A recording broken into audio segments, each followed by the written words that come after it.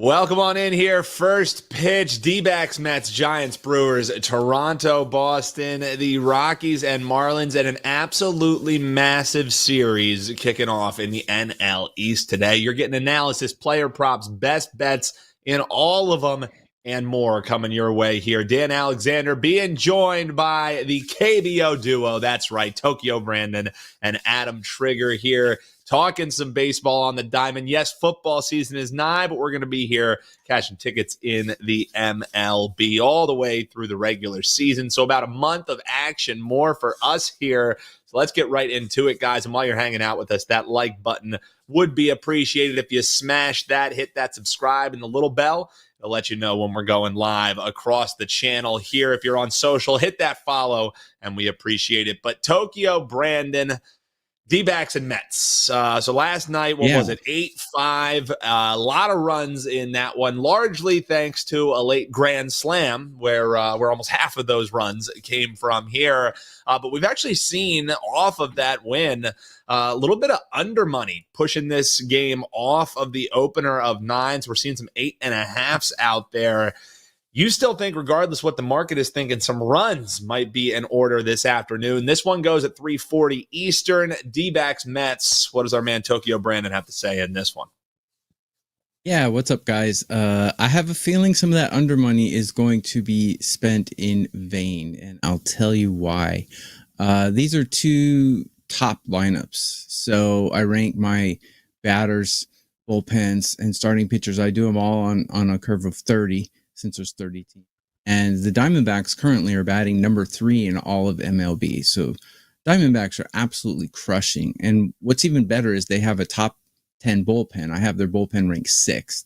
So Diamondbacks are absolutely crushing, chasing the Dodgers and the Padres, along with the Padres. And the Mets I have ranked 12 in batting. So Mets are actually crushing it pretty good right now too. What I like about the over in this game is the fact that the Mets bullpen is ranked 26 out of 30. They're just awful. Diaz is terrible. And he blew the game. He blew the save yesterday. It was actually his 6th blown save. He's ranking in the top 6 in blown saves. I think Holmes for the Yankees has 10 blown saves. But yeah, I mean, he's blowing quite a few saves. The bullpen is awful for the Mets.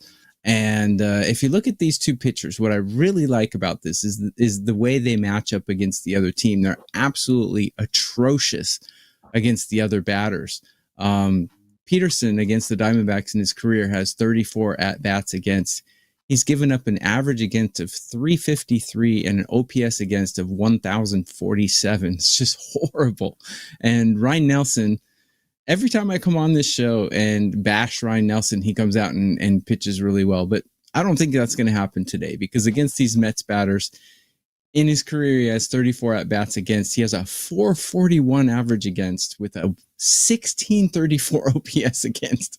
These Mets batters absolutely crush Ryan Nelson. So if anything, I would go over in this one. But due to the Diamondbacks' great hitting, I actually put a client play out an alt team total for the Diamondbacks 3.5 over. I think it was minus 160. A little bit of juice there, but the number 3 batters against the 26th ranked bullpen and Peterson with his horrible numbers against Diamondbacks. I think the Diamondbacks team total is a good bet. I think the game total over is a good bet as well. So that's how I break this game down. Runs, runs, and runs is the way the Tokyo Brandon is looking at this one. Chat thinking they're liking the D-backs. Welcome on back to our man Tyler joining us in the chat. Like I said, we had to look on some milk cartons for you. I thought I saw your picture sitting on one of them. Boss 429, Robert S. Titan CT. We appreciate all of you. Eric D. Keep the chat bumping. Ask any questions that you'd like, and we'll hit as many as we can here on the show. If you're watching on the rewatch, comment below. We want to know what you're betting tonight. We'll be chopping it up with you down there as well. Trig, the game you want to start off with here. We got a lot of different start times today, so I'll do my best to let you know when they're going so you can get to them quicker. This one at 2:10, and it's the series finale between the Giants and the Brewers. Giants, they're looking to get over that 500 mark. If they can get this series win that they desperately need, man, then they will be finally. I think it'll be 68 and 67 that they'll be sitting at, because this final playoff push is on for them. You think they get that series win? If they do so, they're also going to cash a nice little plus money ticket here as they're dogs as they're facing off against the Brewers. How are you looking to bet this one, Trig? Yeah, so this is not something I bet yet, but there's two sort of things happening here that tilt me to the Giants side, as it pertains to the pitching, and I'll get to that in a second. I saw an interesting stat though yesterday, and it just kind of something I thought of. I think when I was talking last week, I believe we were talking about Brewers A's on one of the shows last week, and I made a point to say that the Brewers, I felt like they had been a little bit fortunate with some of the results lately. And then I heard the stat: they have 267 runs scored with 2 outs. It leads the major leagues. All of their runs yesterday were with 2 outs, and it's like, it just feels like they've been a little bit fortunate in some of their games. Specifically, I played against them last week with the A's, and there was a point in the first game, which Aaron Savali pitched in for the Brewers, where they kind of like got out of bases loaded twice. And when I start to see things like that, I almost always try to pick a spot to play against that team, because going in the future, just because of, law of averages, you're not going to always get the 2 out hit, the timely hit to get the run. That stuff tends to be cyclical. So that's got me wanting to play against the Brewers. Now, the other thing that has me wanting to play against the Brewers here is Aaron Savali. And this is something I brought up specifically last week. He just doesn't seem like the same guy. I feel like he's put on weight. Like, that might be a stupid thing to say, but when I watch him, he looks way bigger. Okay. And that's not necessarily a bad thing for a pitcher, especially legs and stuff like that. But he also now is on pace for the worst numbers he's had in his entire career. His 4.84 ERA, 1.39 whip are both trending in the direction of career worse. And then I go back to his last start, Dan, and he got out of bases loaded twice. Those numbers could have been a lot worse. He got out of bases loaded in the second inning, and then I think again in the fourth, or he left the game with the bases loaded. They brought in a reliever to get out of it. So his numbers in that win on Friday, I think, are a little bit deceiving because of that. The final thing is the Rays kind of just let him go. Traded him earlier this year and didn't get a ton back for him. And I've always felt like the Rays are really like one of the more forward-thinking teams, one of the more analytical teams. And Savali has some decent underlying metrics, which makes me think if they were kind of willing to like part ways with a guy that they went and traded for a year ago, maybe they're not that high on him, and there's something to that. So I've wanted to play against Savali. On the other side, Hayden Birdsong reminds me of a lot of Spencer Arrighetti, who I had a 5% play on yesterday. Unfortunately for you, against your Phillies, he almost no-hit them. It cashed easily. And the reason I say that is he's young. He's a rookie. He's kind of had to figure out his command at the big league level. Of course, Arrighetti and him were both called up very early. 5.2 walks per 9 innings has been a little bit of a concern, but he makes up for it with the swing and miss. Like Arrighetti, his curveball has been unhittable. 54 strikeouts in 45.1 innings pitched, so over a strikeout an inning. That's all very appealing. And if you throw out the two bad starts, Nationals and Tigers, his numbers are very, very solid. So, I didn't get to the window with this. I would have loved a +1.5. That's not possible. I think that's up in the -170s. But I like Birdsong. I have reasons to think Savali might be a fade. And then, of course, you might get Patrick Bailey back today. He's going to be coming off the IL in the next day or two. And when Helio Ramos for the Giants is playing the way he is over the last 3 weeks, they actually have some offense. He's the one guy I think he's going to be a superstar for this team. Last 20 games, 8.78 OPS, gives them a legitimate offensive threat. So I think Giants plus money makes sense. Haven't bet it yet, but I'm certainly looking that way in this day game.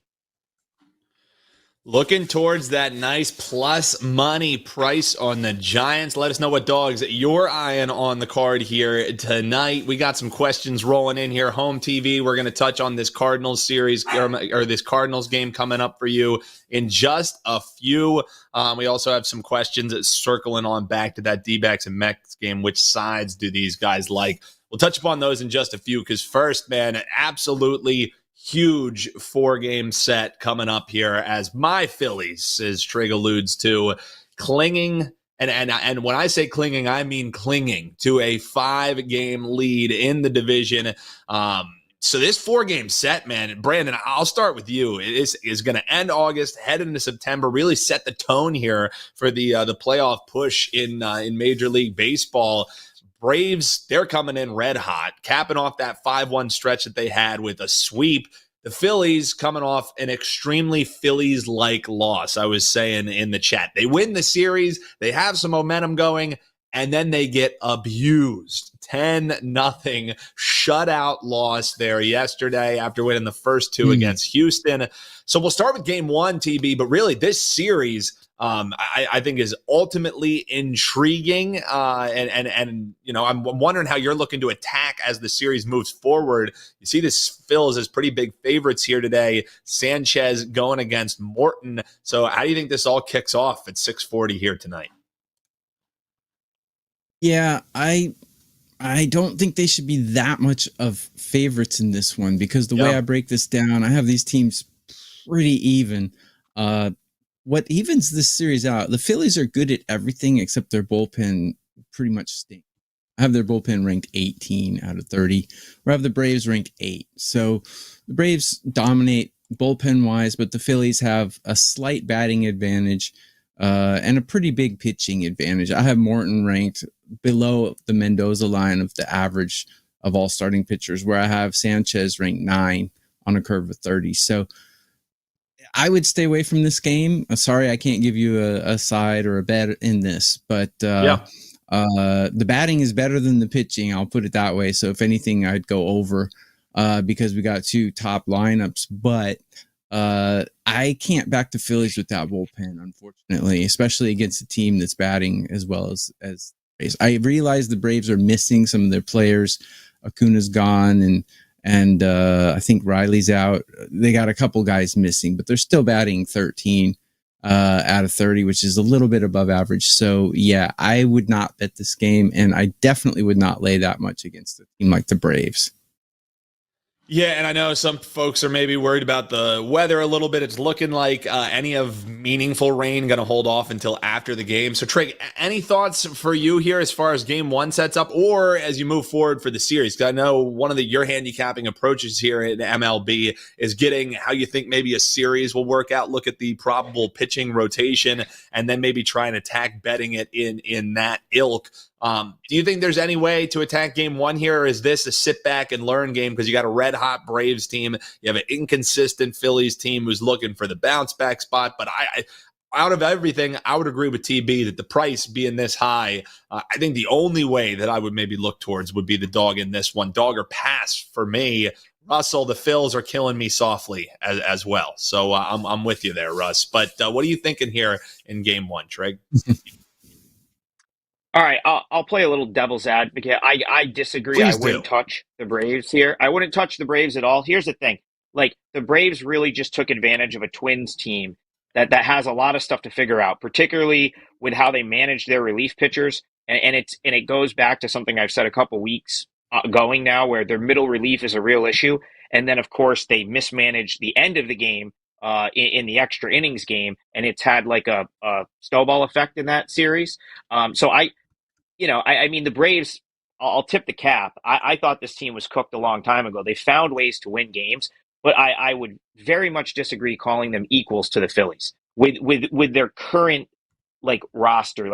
They're not going to continue to get production out of a lineup that's got Gio Urshela, Whit Merrifield. That's going to come to an end at some point. Their lineup right now, 6 through 9, is so weak, in my opinion, that they can't sustain success. And actually, it hasn't even really been the offense that's done it. It's really been the starting pitching. So now you come into a series And you go back to the Twins series, of course, they've been banged up. No Correa, Buxton's been out. Royce Lewis had a terrible series at the plate. Now you're going to put them in Citizens Bank Park, very hitter friendly. Phillies coming off. Listen, Phillies yesterday, I love the Astros in that game, but like you got to give them a pass there. They were facing Arrighetti for the first time. Ton of swing and miss stuff there. Like they'd never seen him. We'll give them a pass. Now the Phillies at home are going to get to face the Braves, and they've had exposure to pretty much all of these guys. They've seen a ton of Charlie Morton. They've seen a ton of Max Fried. I will be shocked if the Phils don't take 3 or 4 here. I wouldn't even be surprised if they sweep.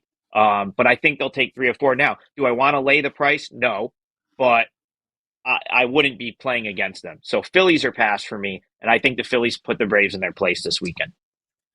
Wow. Well, I love to hear that. I hope that you're right. I know our man Eric D, he gives a hell yeah trig. So I know our other Phillies homer that holds it down for me in the chat is excited about that breakdown. David Talk saying Philly is better. Trigger is right in all caps. Hal L gotta agree with Triggs. Braves lineup has gotta regress. And then Russell, with my feeling, and maybe it's because I'm a little too close to it, Philly just too inconsistent for me. So I think at least the consensus here is we're not laying it with the Phillies here in game one. Maybe a pass, maybe a live kind of play when you see how one of these teams shakes out. But hop below in the comments and let us know how you're looking to bet this one. We got some other questions coming in about the Houston game. We're going to be hitting upon that one. We're going to talk to Trig about St. Louis versus San Diego. But first, Tokyo Brandon, a question for you from Instagram says, all right, TB, this is from our man Jay Douglas. He's at the local pound and he's looking for some dogs today. So I'm not sure, German Shepherd, maybe a little Dachshund mix. I'm not sure, but he's asking what kind of dogs do you have? And I believe he's referencing any plus money peaches that you might see on the board today in MLB. So TB, you got any dogs for our man Jay Doug? Killing me softly with his song. You've just been stuck on killing me softly since we read that comment, haven't you? That was the only. Don't didn't hear a word anyone said other than I'm gonna sing when they throw it back to me right now. Yeah.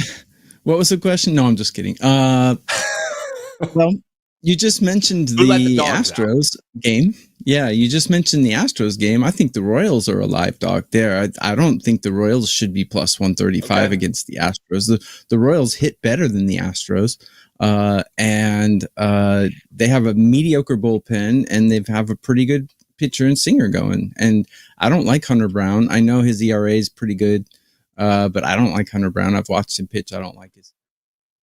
So if I would go for a big dog today, that would probably be it. Always take hitting if you're going to go for a dog. In the Royals, I have them ranked number 3 in hitting.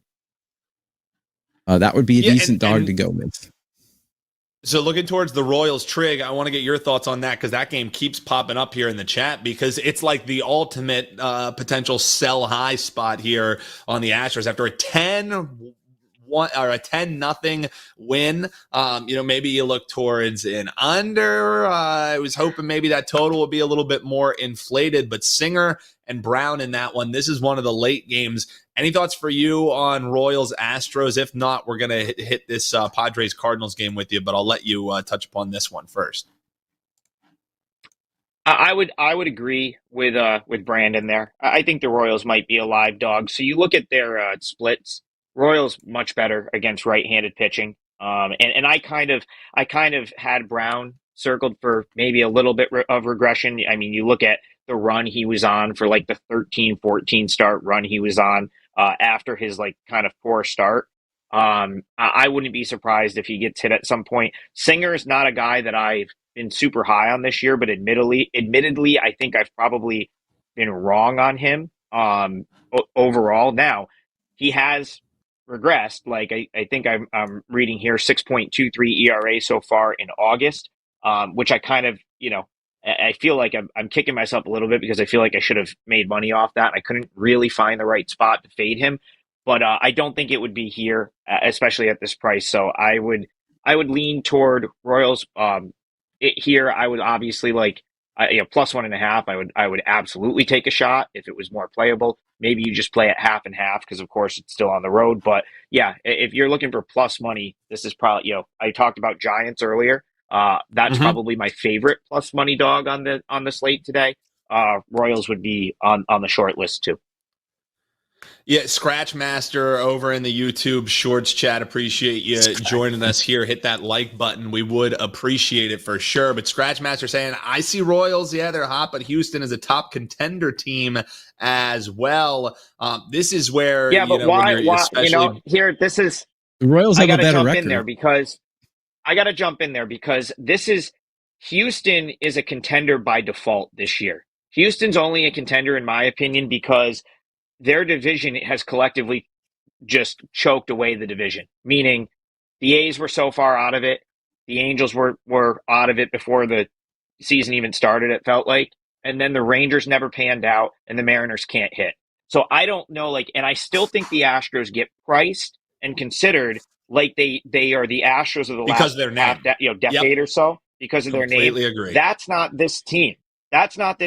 So I played him yesterday specifically because of Arrighetti, but the Astros are still a team that I'm more willing to oppose based on where they get priced in the market. Now, as you start to go down the list in the American League, there's a lot of teams with a lot of issues. Suddenly, Twins have issues, Orioles have issues. So the Astros continue to bump their way up by process of elimination. But where they consistently get priced, I can't get on board with the Astros as they're not. This isn't the 2019 team. This isn't one of the teams that won. I don't think they do anything. I guess that's my general thought on that. Royals have a better record, and they're good. They're a good road. Royals have a better record. They have more wins. They have less losses, and they have a better pitching staff. And they are a good road team, 34-31 on the road. So yeah, the Astros are always going to be good. Yeah, the Astros are like the Eagles in the NFL. They're always good. The Astros are like the Eagles in the NFL. They're good every year, but they never win it all. Sorry. Come on, you got to take a shot at my I guess Eagles. They won it all. Come on, you didn't have to go there, TB. You didn't have to go there. But no, they won it all. Scratch's comment also underscores what Trig is saying and what I agree with is sometimes you get teams that are going to be priced because they are contenders, and I'm not saying that Houston isn't, but I'm saying it shouldn't be that high of a favorite. That's baked. Yeah, it's baked into the number. Public sentiment goes into these numbers just as much as what the analytics do as well. The Royals should not be plus 135 against anyone in MLB. The Royals are too good to be plus 135 against anyone. Trig, I'll give you last word on this one because I can tell you have something that you want to say, and then we'll swing it back to you and talk this Padres Cardinals game because Home TV asked that half a year ago. So I'm sorry, Home TV. Hope you're still hanging out with us. We'll hit upon that one, but Trig, wrap up this one and then break down Padres Cardinals for us, King and Greg. So 2 final thoughts there. No disagreement with what Brandon said about the Royals. Wouldn't want them in a playoff situation, but on a Thursday in August, plus money. Give me the upside of that Royals lineup all day. Final thing I'll say about the Astros, kind of to your point, Dan, it's very similar to the Braves. Name on the front of the jersey, and their success over recent years has them priced, I think, higher than they should be in the market. So teams that I'm probably more or less looking to fade long term, I guess that's my final point there. So, all right. Trig, appreciate you putting a little cap on that. Hop below in the comments. Let us know any other teams that you think are getting jersey priced. You see it with the Yankees sometimes. Teams that maybe are getting a little bit overrated in the marketplace. Is great conversation. Keep those comments coming. But Trig, Home TV still is with us. Appreciate it, man. Hit that like button. He's loved the drama on the show today. He's loved Tokyo Brandon throwing strays at my Eagles. The day I wear the Philly special shirt, he decides to throw some haymakers at me. But Padres Cardinals, Trig, was the game Home TV wanted to hear about pretty much at the top. So how are you looking to bet this one? Cardinals looks like about even money is the home team here, 215 to start. Yeah, I mean, it goes both ways, in my opinion. And if someone's overvalued, typically someone's going to be undervalued. And that team has been the Padres, in my opinion, for the last 3 months. Based on like if you've looked at to win the National League market over literally the past 3 months, Braves, Padres, and Brewers at any given time have all been right around the same odds. Now, I think that's the Padres have odds have shortened significantly since, let's say, June. I think they're the best team in the National League. I'm pretty much done betting against them. They have so much talent on this roster, and I mean, amazingly enough, they might get Tatis back, which would just be a huge boost that I don't even think they need, but they might get him back. Then I'm not betting against this Padres team. Just too much talent, and they still, on a game-to-game basis, their odds are short. So they've been a very good bet all season. I think they're probably a good bet again here. Of course, they lost yesterday after winning the first two of the series, but here they get to face Sonny Gray, who really hasn't been, if you look at Sonny Gray's full season numbers, they're solid, but his last 10 or 11 starts or so, his ERA is over 5, just hasn't been the same guy. The Padres, they have the bullpen usage in this series is getting up there a little bit. I guess that's my main concern, but there's just, in my opinion, just a far superior team. Michael King is a guy that I thought had an outside chance to compete for the NL Cy Young this year. So it would have to be the Padres here for me. I still think that minus 115, minus 110, minus 115, wherever it's at, is cheap. Again, you don't get the same name recognition bump with the Padres that you do with these other quote unquote contending teams in the National League. And once again, the Padres are a good bet because of it. Yeah, great breakdown there from our man Adam Trigger, wt.buzz/AT, where you can find him. Tokyo Brandon over at wt.buzz/TB. Keep those comments coming. And we got Toronto and Boston coming up here for best bets, Colorado, Miami in best bets as well. And actually, one of the questions we had over on TikTok, Salvado, apologize for butchering the name there. He wants to hear about that White Sox game first. So we'll hit on that one because we have Mr. White Sox here with us. But we'll give you first crack at this one, Tokyo Brandon. Rangers and White Sox, Eovaldi versus Nestrini. I mean, this dude. How are you looking to bet this one? I mean, even Trig, Mr. White Sox, probably has agita looking at trying to break down a way that you could get down on the White Sox. This is just Rangers or pass, right? Or, over? What do you think? Well, there's only a few teams. This is not the marquee matchup, let's say. No, there's only a couple of teams in Major League Baseball that the White Sox can hit better than, and the Rangers are one of those teams. The Rangers' bats have been flaccid. They're awful. And I have these two teams almost neck and neck as far as batting is concerned. Bullpen, the White Sox bullpen was horrible all season, but they're actually not playing that bad right now. I have them ranked 21 out of 30, which is, for the White Sox, it's pretty good. So yeah, the Rangers do have a starting pitcher advantage here. Eovaldi's a solid pitcher. He's not flashy. He's not great. He's pretty average, mediocre innings eater kind of guy. So if anything, the Rangers have a pitching advantage here, but there's no way I'm going to go minus 225 or minus 250 with a team's bats that are ranking bottom 5 in Major League Baseball. So I'm going to stay away from this one. Yeah, and as I prefaced this game, I said, so what can be done in this game? Tyler saying there's nothing that can be done with the White Sox game. Trig, any thoughts for you on your Chicago White Sox, who finally, the last time we talked about them, they didn't have 100 losses. Now they're at 103.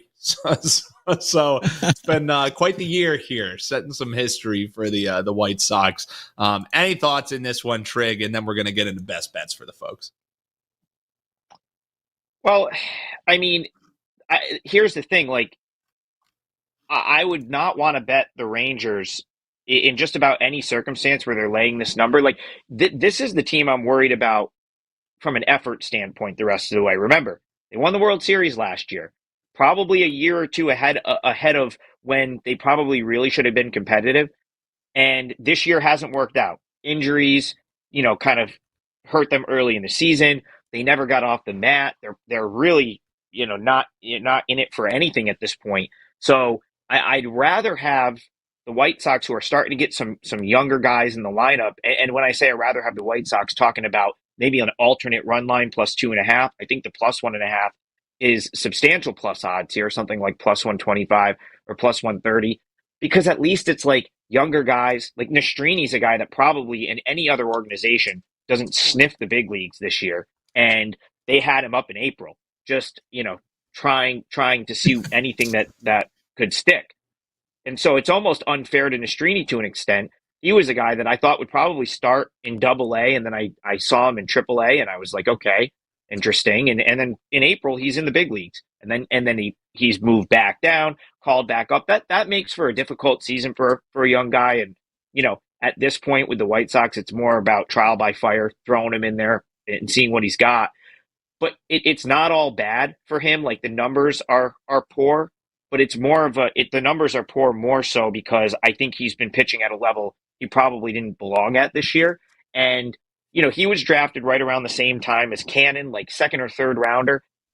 So I'm not totally out on him. He's had some good performances for Charlotte recently, that kind of earned, got him the call back up. I would look alt run line. I think if I was going to play it, because if you look at this series so far, I mean, the White Sox almost walked it off last night. Absurd catch by Janikowski to save that game. 2 days ago was pretty competitive. I don't know what they're going to do with Crochet, but he threw 4 pitches before the rain delay. I don't know if he's, if they use him out of the bullpen or they just kind of push him off till his next quote unquote start. I know they've been limiting his innings, but he could potentially be an option.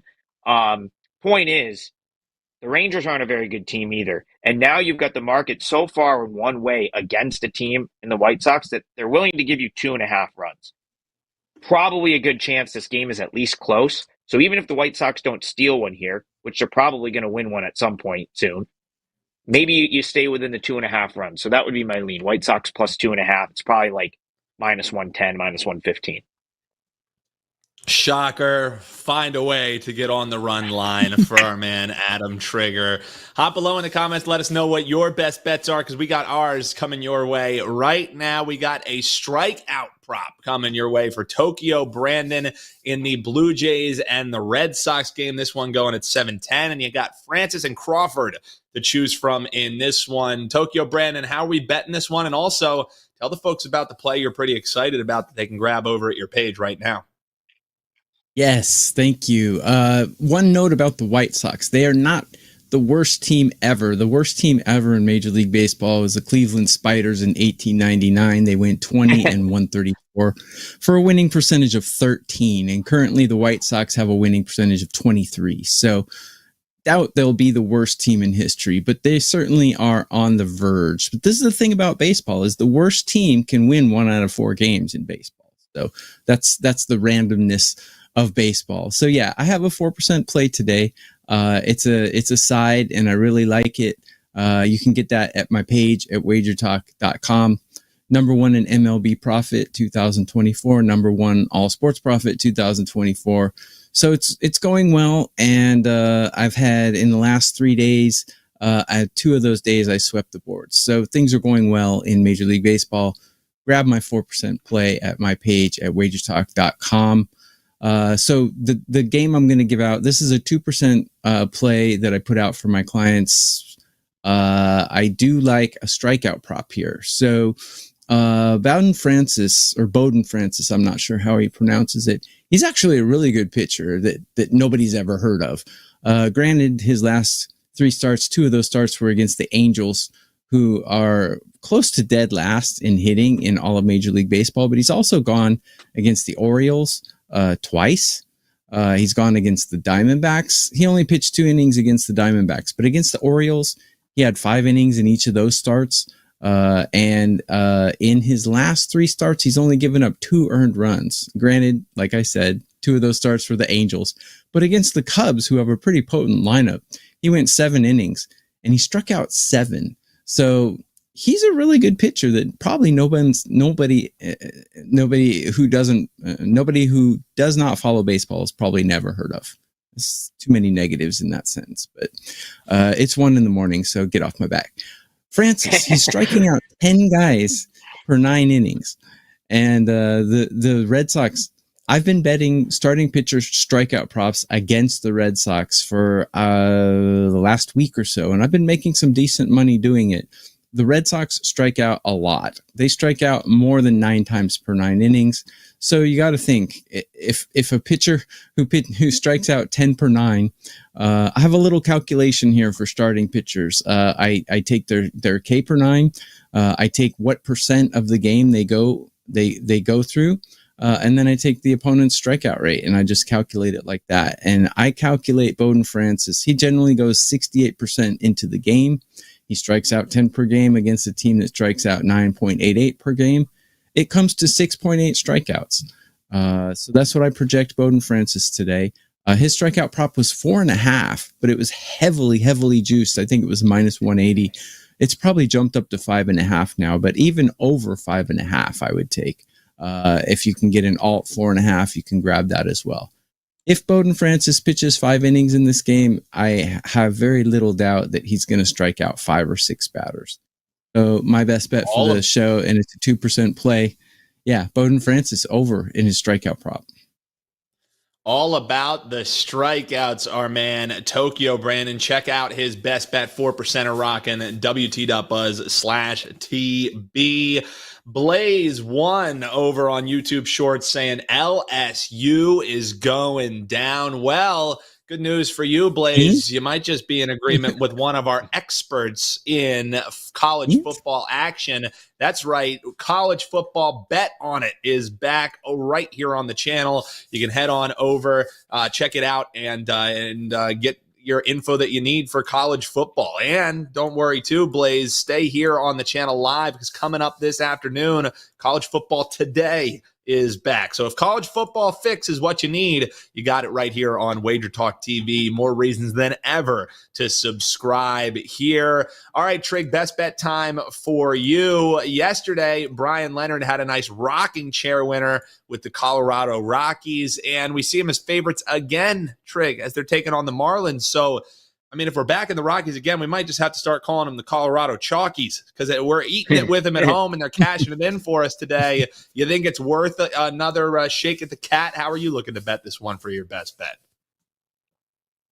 Yeah, I like the Rockies. They're my best bet. And Dan, it really comes down to how greedy do I want to get here? Because I went into this series saying, okay, I really like how this series sets up for the Rockies. It's a ton of young players on both sides.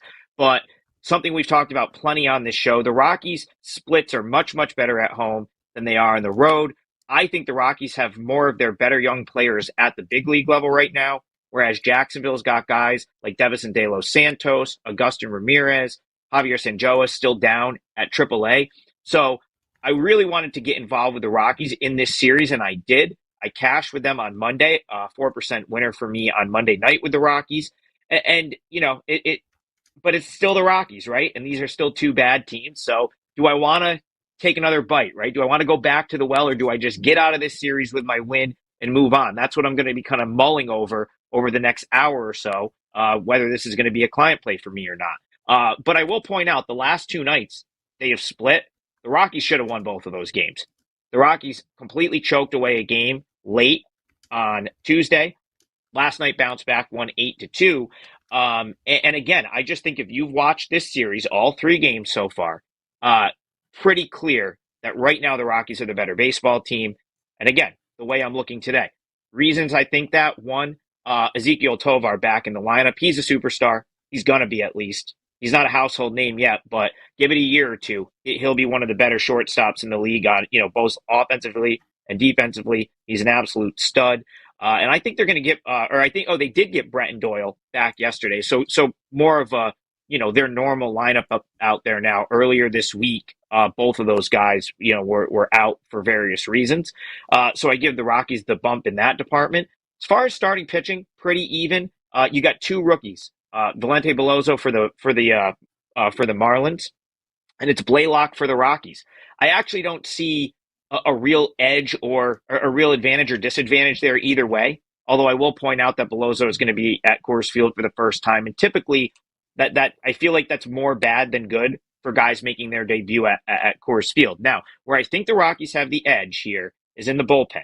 And even though they blew that game 2 days ago, the Rockies bullpen is still priced as a bottom unit. Their numbers are the worst that you're going to find. When you go sort those bullpen numbers out, the Rockies are at the bottom in almost every metric, especially the bottom of the National League. But they've recently called up like 3 or 4 guys that I think are really solid bullpen arms that give the Rockies a much better bullpen than they've had this season. One of them, Angel Shavili, he was called up on August 1st. 2.77 ERA, 1.15 whip for the Rockies in August so far. He's kind of been their closer, or at least he's one of the options, like an eighth. They've been using him in high leverage. He's been great. The other guy that I'm more excited about is Luis Peralta. So the Rockies got him in a trade at the trade deadline from the Pirates. And in August, he was lights out at AA and AAA for like a day, and they called him up. I want to read off to you his numbers at all levels. So he has flown through the minors. He played at 4 different levels of minor league ball this year. His numbers at the minors in 32 appearances are insane. 7-0, 0.94 ERA, 0.97 whip, 75 strikeouts and 47.2 innings at the minors. Since being called up on Saturday in Yankee Stadium, 2.2 scoreless innings, 1 hit, no walks, 3 strikeouts. I thought only one guy's reached base. He didn't pitch yesterday. I think he'll be used today. I think Javili will be used today. And, that to me puts all the boxes are for the most part checked for the Rockies there. So I want to see lineups, make sure no one's getting like a day off. Because again, both these teams are out of it and they're going to prioritize health and getting people playing time. But if the Rockies have their A lineup out, I might have to take another shot here. We know they're better at home. I just think, they have enough of an edge to justify laying minus 120, minus 122, whatever it is. So best bet for the show, Rockies. If this makes my client card, I'll throw it up on Twitter. So make sure you're following me at AdamTriggerWT, and I'll let you know if it's a play or not. Love the breakdown there for the Colorado Chalkies. Hop below in the comments and let us know what you're looking to bet today. Big shout out to these guys. We're looking at Francis's strike prop over for the best bet, and that's in the Blue Jays and Red Sox. That was our man Tokyo Brandon's. He's got a 4%er rocking today. Trig will be loading his plays later, and you want to check him out for college football. Dan, real quick. Go ahead. I wanted to, that's so 5% winner yesterday for me in Major League Baseball. Like I said, I'll probably give you the Major League Baseball today, but I do have another 5% in college football on Saturday. My first 5%er in football of the season. College football, that is. So that's up on my page right now. Yeah, and right now we got that deal where you can buy 2 weeks of college football action and get another week for free. So 21 days of all access. Terrific deal that's loaded over at your favorite Cappers page. You can see it at wt.buzz/deals. And with that all access, you'll get all the MLB plays. You'll get any other sport that's released. So you get the KBO plays. So terrific deal that's rocking over there. You can check that out. wt.buzz/deals. Big thanks to these guys. Big thanks to the chat as well. Keep those comments coming as we shut things down. Hit that like button, subscribe, and the little bell will keep you notified when we're going live for you college football fans. You definitely want to be hitting that one and check out the channel as Bet On It is live right now. We got Wager Talk today coming your way just about 15 minutes from now. And we got Dave Mason from betonline.ag, Ralph Michaels, Marco D'Angelo, a hell of a Thursday show coming your way. So don't go anywhere, folks. Stay locked and loaded right here. We'll be back with you tomorrow, 11 a.m. Eastern, 8 a.m. on the West Coast. And while you're hanging out, you can check out the video on your screen right now if you want to keep on cashing, getting all the info you need to cash on all the sports you love. That's what we do here at Wager Talk TV. Until next time, best of luck, everyone.